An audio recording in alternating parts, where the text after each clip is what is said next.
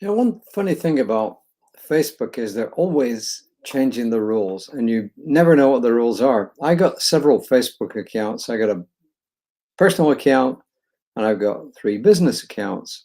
And I've actually been broadcasting to all these 3 plus Creative Life Spiritual Center's Facebook page, plus, let me see, Instagram and also YouTube. And then all of a sudden, Facebook decides it doesn't want to post to one of my business pages anymore because I have less than X number of followers on that particular business page, which is kind of wacky because I went to check that page and everything was fine until 2 or 3 days ago when it suddenly decided, no, we're going to change the rules on you. So I don't know why Facebook keeps changing rules. Maybe they're running out of space. I can kind of understand that in a way that lots and lots and lots of stuff. God knows how much stuff is on Facebook's servers. So I can kind of understand it in a way, but I wish they would give us some notice, like send us an email or a text or something. And I was going to say I'm not complaining, but I guess I am in a way. I should remember what my wife always said, Barbara, which is, thank you very much. I have no complaint whatsoever. And well, what does that go to? Today's reading, nothing, but I wanted to get that out of my system because I don't like to store stuff up. You know, when you store things up inside you, and this wasn't a biggie, by the way, but when you store stuff up inside you, and the bigger they are, obviously, the more effect it's going to have. It's kind of like cooking things in a pressure cooker until something has got to give. And this wasn't one of those big deals, but I still don't like to keep anything negative in there if I can get rid of it. Which is kind of related to today's reading because it's called Bold Recognition of Pain, Part 2. And at the end of it, I do have some comments. The first quote is from Andrew Holake, who we heard from the other day, from his book, Reverse Meditation. And this is on page 9 of that book. I have not read the book. Therefore, I've not seen a synopsis of the book. So I really don't have anything more to go on than what Reverend Reynolds has told us. He says, I'm just like you. I live in a world that can be extraordinarily painful. In this diverse and contentious age, the pain just seems to be getting worse. Maybe. If you look back in history, you'll see that there have been times in every nation's history, this one included, when there's been a lot of polarization. So it isn't new to right now. Is it thing we like? No, obviously not. Of course it doesn't. But it's not new. I don't think it's new anyway. Ernest Holmes is talking about a metaphysician. A metaphysician, by definition, obviously is someone who studies and practices metaphysics. What is metaphysics? Well, it's what science of mind is. It's part of it includes believing that the thing that brought everything into existence, if it was the only thing around, had to bring it into existence within itself. And whether that's just an energy, whether it's a loving energy, whether it's a personality, whatever it is, had to be within itself. But also that everything within it is an expression of it. And that its power is running through everything. And that when we are fully aware of this, we can actually channel that power for good in the world. You can also channel it for the reverse because it doesn't judge us, as has often been claimed. So metaphysician is not one, in my estimation, says Holmes, who says that people are not sick or hungry, poor, weak, or unhappy, or that they are not born in this world and die to it. Rather, the metaphysician is one, it seems to me, who includes all that is in what is, the ups and the downs, the good and the bad, without ever having to admit there's any final dualism, any final evil, or any final problem of the spirit. In other words, the divine, the energy that brought everything into existence is all there is. And there's nothing that opposes it. So in other words, if everything exists within it, there can't be anything that opposes it because everything's within it. It's kind of like saying that if If you live in a house, then nothing outside of the house is actually affecting what's going on inside the house directly. It can affect it directly, but not indirectly. So it's probably not a good analogy, but you know what I mean. It's, if one thing is all there is, then there can't be anything opposed to it, because that's all there is. There can be stuff which is not good within it and stuff that's good within it, but there can't be anything that actually opposes it, because it is all there is. And that's kind of a summary.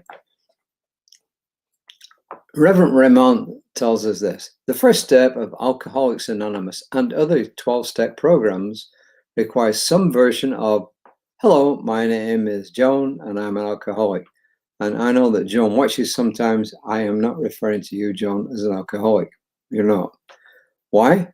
The first step requires acknowledgement of a problem beyond the scope of our control. I have mixed feelings about this, but I'll tell you why later. We seem to understand that we cannot change what we cannot or will not acknowledge when it relates to practical things like leaking roof, termites in the foundation, or the broken elevator. Nobody would argue with that, right? But when it comes to the problems of war, inequities, hunger, toxic church environments, and so on and so forth, we seem to find it easier to segment those into some other category. Now he goes on to quote the parable of the Good Samaritan, and I'm going to have to unpack this after. In the parable of the Good Samaritan, imagine if the lesson had been as follows. A man going from Jerusalem to Jericho is attacked by robbers, who first strip him and beat him and leave him to die in a ditch. First to walk by is a priest, followed by a Levite. Both of them pass by without helping. Why? Because they fear getting involved. But a Samaritan actually stops, kneels down to him and asks, what was in your consciousness to attract and manifest getting robbed and beaten? I'm going to come back to this. Once a metaphysician recognizes the patient is in pain, they do their best to alleviate that pain or to manage it until it can be alleviated. And if it cannot be alleviated, they look to long-term pain management. And we're not just talking about physical pain here. We are metaphysicians who could be serving to improve people's quality of life in the same way using different practices. Nowadays, nobody in metaphysics, including Reverend Raymond, would ever say to somebody, what was in your consciousness to attract that? Do we believe that our consciousness attracts things in our lives? Yes. Do we believe we do it consciously? Yes. Do we believe we do it unconsciously? Yes. But it is definitely malpractice in a metaphysical sense to ask somebody, hey, all this crudge just happened to you. What was in your consciousness when you attracted that? No, we never put people in that position. We never ever do. Do I accept that a lot of stuff that's happened in my life has been because of what's been going on in here? Yes. But I would never focus on that. You know, Holmes taught us simply this, and I think this is where it goes back to. I acknowledge the reality of the situation. As we've said many times before, there is hunger. There is war between Russia and Ukraine. There is war in the Middle East. There are people starving in different parts of the world. There are disasters happening. No true metaphysician would ever deny that. But what they would say is there is something that we can do about it by tuning our consciousness to what it is that we actually want. That having acknowledged the stuff, we move away from it, whether it's for ourselves, for other people, or for the world in general. We acknowledge the situation, we turn away from it, and then we envision what it is that we would like us and the world to be experiencing instead. That's what it means to be a metaphysician. And also that's what it means to deal with the pain. You don't deny the pain. You recognize it, but then you move away from it and you envision what it is that you want. And as metaphysicians, we believe that it is done unto us as we believe.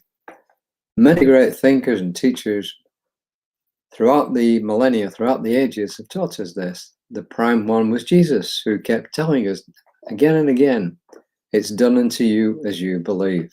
It's done unto you as you believe. In other words, whatever the current situation is, you have the power within you to at least alleviate it. And if your belief is strong enough, to eliminate it.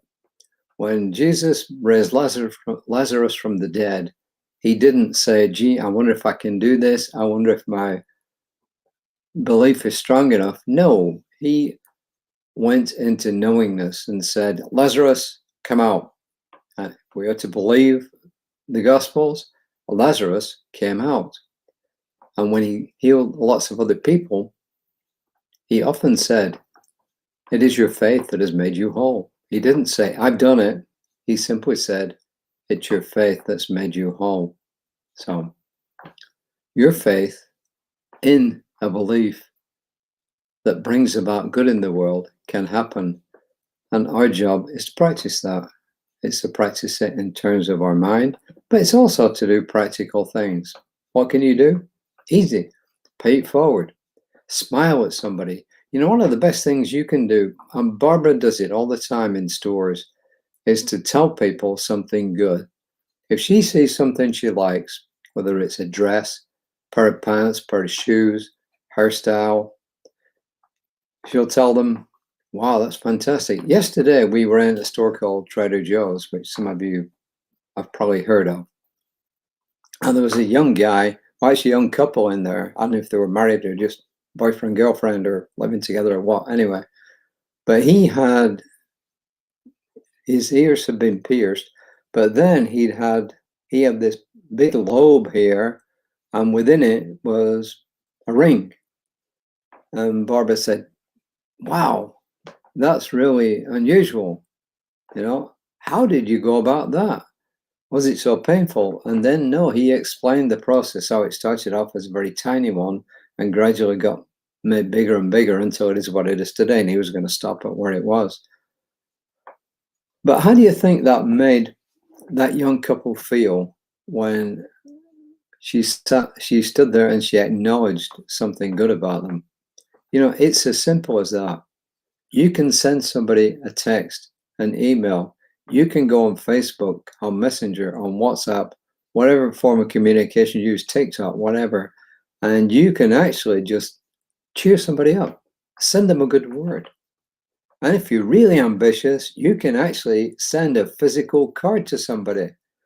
You can send an email card, which I do sometimes, but you can actually send a physical card. How about that for an idea? Some of us still do it for birthdays. I think I got 2 birthday cards this time.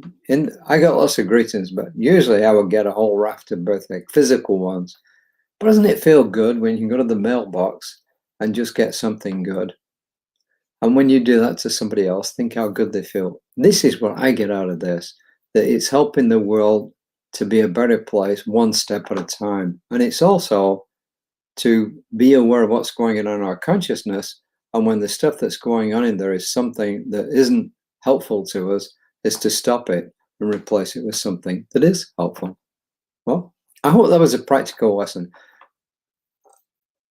Reverend Remont is writing essentially to his group of people, you know, the people in New Thought. I'm not. I'm writing, I'm reading to people in New Thought, but I'm also reading to people out there who aren't in New Thought. I know some people who watch this are not religious at all. They're not spiritual at all, but others are. So I'm trying to make this understandable by anybody who watches it, whether you're spiritual or not, you're religious or not, you're humanistic or not, whatever your stance in life is. So I hope that helps. Yeah, he's written a long affirmation, and the ones of you who know me know I am not in favor of long affirmations because I don't think they'll get used, but at least read it once or twice. You know, I'm obviously reading it more than once because I pre-read these things at least once, sometimes more. And he says, today I lived the prayer of St. Francis. That's St. Francis of Assisi. by being an instrument of your peace, by being someone who consoles and heals and does the work to better the world. And he says, your peace, he means life, the all.